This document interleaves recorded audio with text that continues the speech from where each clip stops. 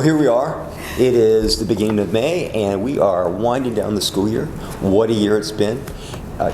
First off, I want to thank the families. I want to thank our students, our professional staff. We have done an amazing job attempting to meet the needs of all our students, the traditional students, the virtual students, and the AB students. And as we finalize this year, and we're starting to have promotion ceremonies and graduation ceremonies, and we've made it through most of the proms, we now have to start talking about next year.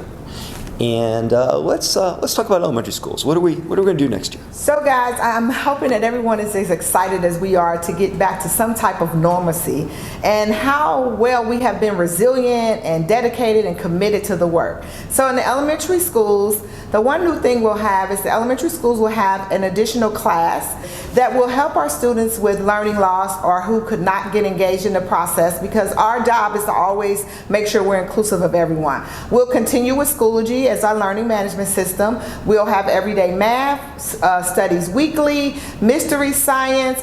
We'll continue with journeys for another year, and then we'll be looking for a new reading series.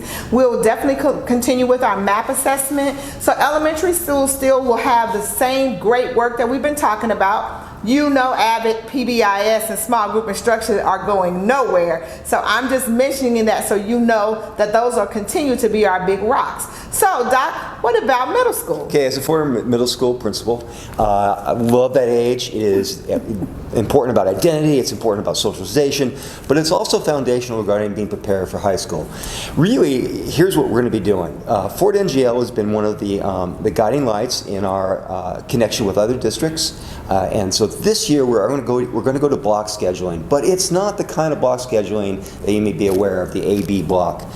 We don't want to lose any courses, so all our electives stay the same. We're still going to have pre-AP. There's really no change in the courses offered. But what we're going to do is we're going to take 5 or 8 minutes from each period, and we're going to develop 2 large blocks, one for English and language arts, and one for mathematics. I was a principal way back 20 years ago in Illinois when it was the 11th ranked state in the country. We did the same thing. We maintained our electives, we maintained a rigorous curriculum and high expectations, but we did go to project-based learning, which allowed us to integrate STEM. It allowed us to integrate thematic instruction. We could blend our core curriculum to prepare our students for high school. And as you can see the data here, not only did we outperform the state, but we had huge growth in achievement of all students during this period, 2001 to 2008. High school. Let's talk high school. High school, we're going to have freshman seminar for everyone. We'll be doing some project-based learning with our AP. We're going to do a lot more ACT prep. Yeah. So we're going to start an ACT prep in the middle school and move it all the way through the high school. Even looking into maybe 10th grade ACT to allow students who see that as an opportunity, get that start, get some experience, and then dive into the junior year ACT. So we really are maneuvering the district not to compete in Central Arkansas, but to compete nationally and be well prepared. Our goal is to do what's best for every one of the scholars that walk through our door. Equity and excellence is who we are, and Dr. McNulty's leading that charge, and we're following him because guess what?